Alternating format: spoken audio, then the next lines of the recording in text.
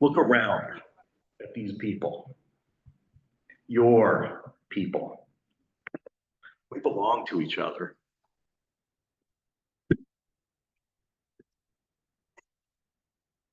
No matter what is going on in the world, even when we're sitting across this aisle from each other in this sanctuary, we're all on the same side. And it's a miracle that this place exists, that we can come here and support each other and love each other as we worship together the faith we have in the human project and the covenant that we live by in this congregation. So please rise now as you're willing and able as we recite together our covenant. And if you don't know the covenant, it's printed in the order of service. Love is the spirit of his congregation, and service is his prayer. This is our great covenant, to dwell together in peace, to seek the truth in love, and to help one another. Please remain standing for hymn number 203 in the Gray Hymnal. All be with us to get it right, and be with us to make amends when we get it wrong. We know we aren't perfect in spirit of life, but we keep trying. Let us be here for one another through the trying times in our personal lives and through the trying times in our community and our nation. Let us never forget what we share. Our belief in the worth and dignity of all beings, our belief in the interconnected web of all existence of which we are only a part, and our steadfast knowledge that strength lies in diversity. May it be so.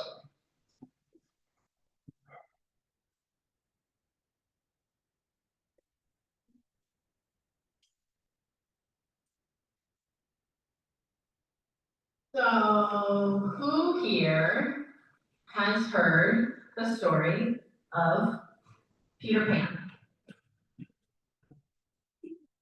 Everybody. Has everybody heard the story of Peter Pan? Okay, well, we're going to share a very small part of it, the very beginning of the animated version by Walt Disney. Opened with the Darling family. So there's Wendy and Michael and John, actually John and little Michael. And then of course there's their parents who pat them on the heads and tell them to be good. And Wendy has been telling John and Michael stories of Peter Pan and Neverland and Captain Hook and the Lost Boys. And she swears that Peter Pan has been to their nursery, and last time he was there, he left his shadow. Do you all remember that? Mm-hmm. And so Wendy has been saving his shadow, waiting for him to come back to get it. And so on this night when the story opens, Peter Pan comes flying back to the Darling house, looking for his shadow, and creeps into the window, and he rustles through all the drawers, and he finds it, but the shadow doesn't want to be caught. Remember? And so he wrestles around the nursery with the shadow, and in wrestling around, trying to stick it onto his feet, he wakes up the kids.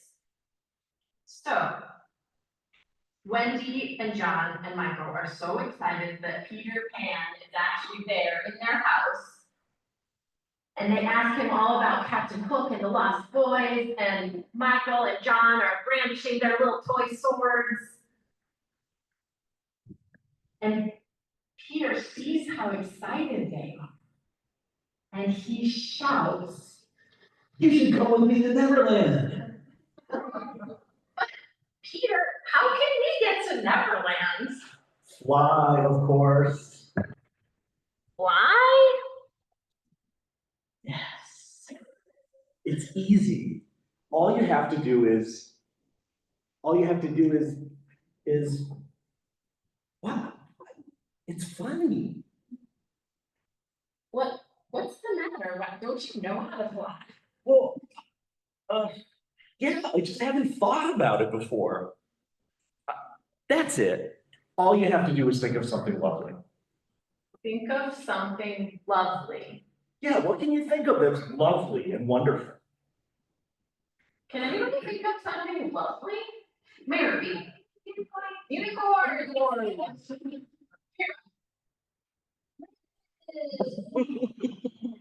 Anybody else?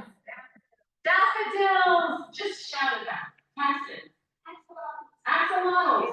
Oh my gosh, axolotls. Lily. Rose. And Bobby. And singing. And cats. And forsythias. Sunlight, waterfall. Rocky Road ice cream. Yeah. Scream. And big chocolate chip tracks, right? Wait. What? This is all really lovely stuff. It's all lovely.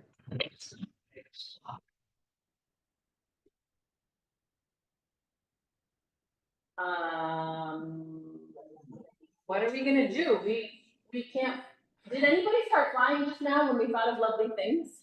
Oh, wait a second. What? I thought about, what's wrong with me? I'm forgetting something important. Dust.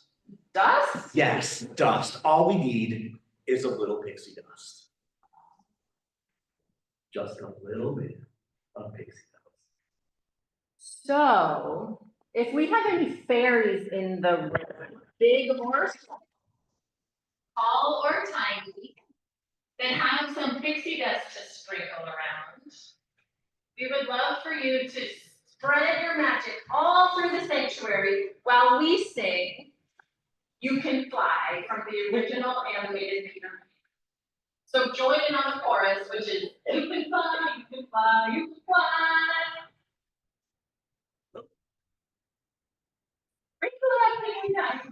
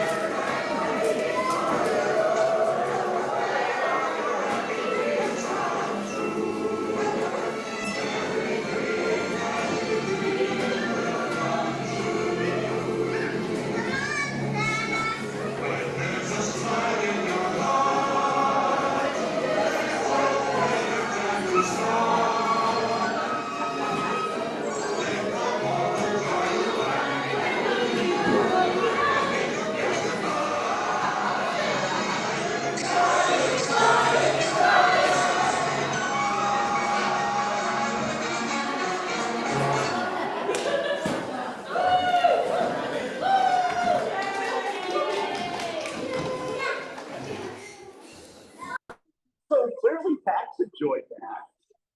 Clearly Pax enjoyed that.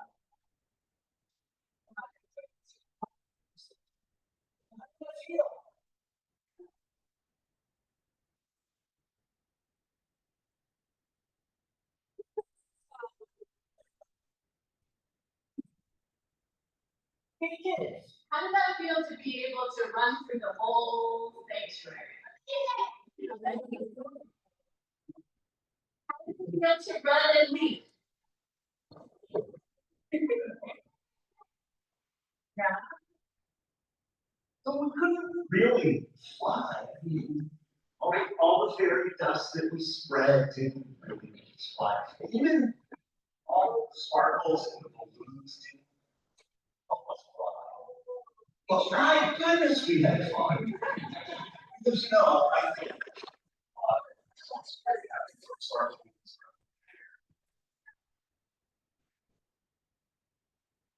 think it kind of made us fly. It made my spirit fly. Exactly. Did it make anything spirit fly? So here you go. So maybe it just actually worked. Yeah, I think it did. I think we just created magic together.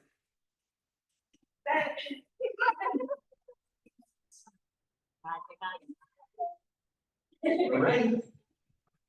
So we are now going to sing the kids off to our, we actually have a piñata and then an Easter egg hunt. So if you all will join us after after the service, outside, we have some snacks and an egg hunt and sunshine and magic.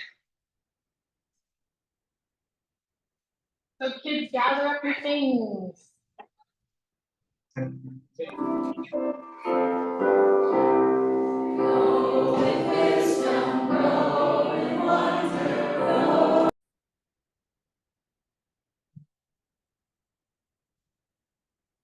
We'd be honest. For most of us who are regulars around here, Easter really isn't our holiday.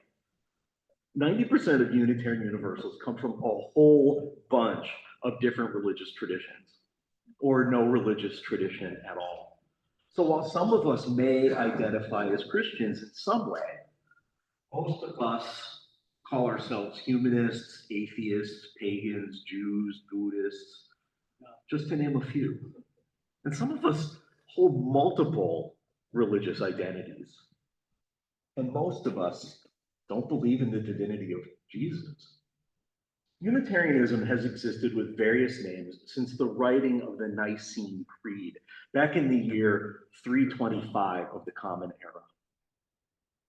Next month will mark 1700 years that Christians have been reciting the Nicene Creed. And that was after months of debate, theological debate. And in that debate, the people that we now call the Unitarians were the losers in that debate. By a really slim margin, we were the losers. The people who believed that Jesus was fully human and not the human incarnation of God's self. So ours is a humanist tradition. We put the human experience at the center of our understanding of truth and meaning, constantly testing our beliefs against our experience and what we learn and what's going on in the world. For centuries, we were considered to be a religion by everyone, including the forebears who built our congregations. But now I hear it a lot that we're not a religion. But you know, the way I see it, religion is all about, it's based in the word religare, the Latin word religare, meaning to bind ourselves together again and again. And we do that constantly. Every Sunday we recite that bond of union, that covenant. That's what ties us together. I also hear Unitarian Universalists can believe anything they want, which is so not true. You won't be welcome here if you're claiming Christian nationalism or the moral and genetic superiority of one race over another. We just don't have room for that. Unitarian Universalists don't believe in anything, some people say. That one really hurts. Because really, everyone believes in something, right? And we believe that justice and equity are possible, that generosity and pluralism are strong enough forces to transform us. Most importantly, we believe that love has to be at the center of everything that we do because we all have dignity and value, and that all living things need each other to survive. That sounds an awful lot like the message of Jesus of Nazareth, doesn't it?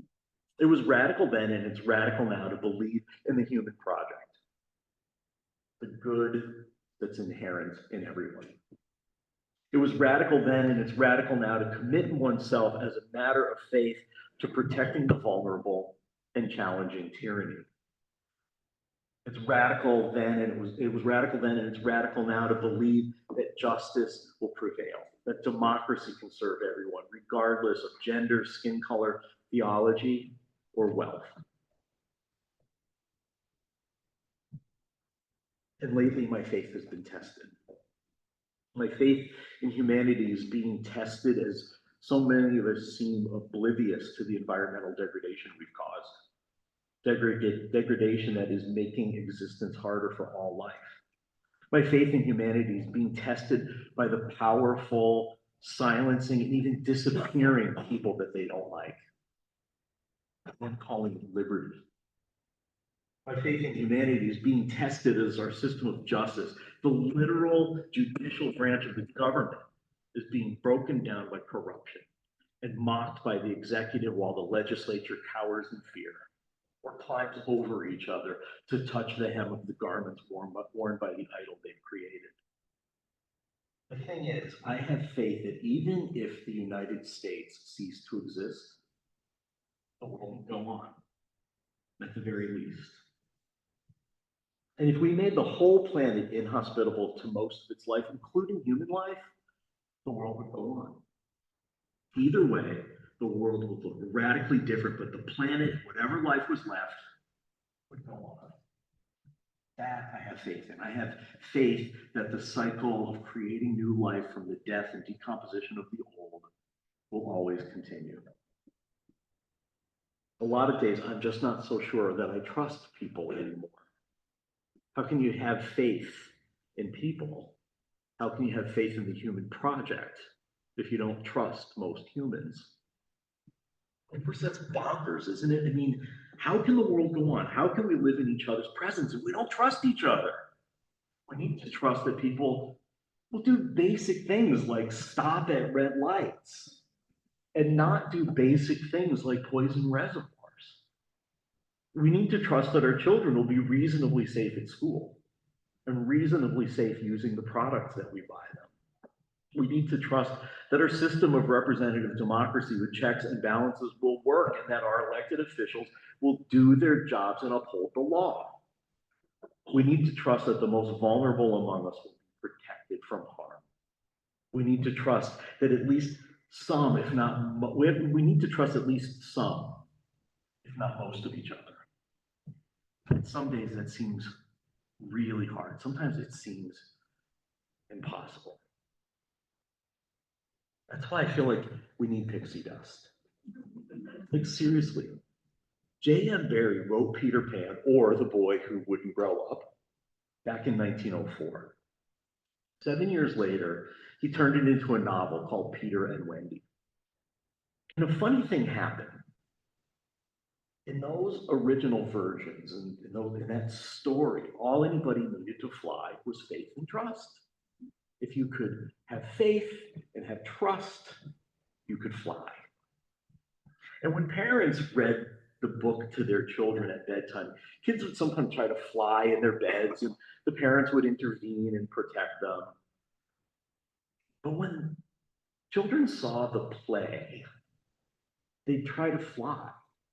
Not in that moment, but maybe later in the week, they'd be on the edge of a hill and they would jump and try to fly, and they would hurt themselves. So in 1954, after 18 long years of production, when Walt Disney Studios released the animated musical film, they added a line. All it takes is faith and trust. Oh, and something I forgot, dust. Just a little bit of pixie dust.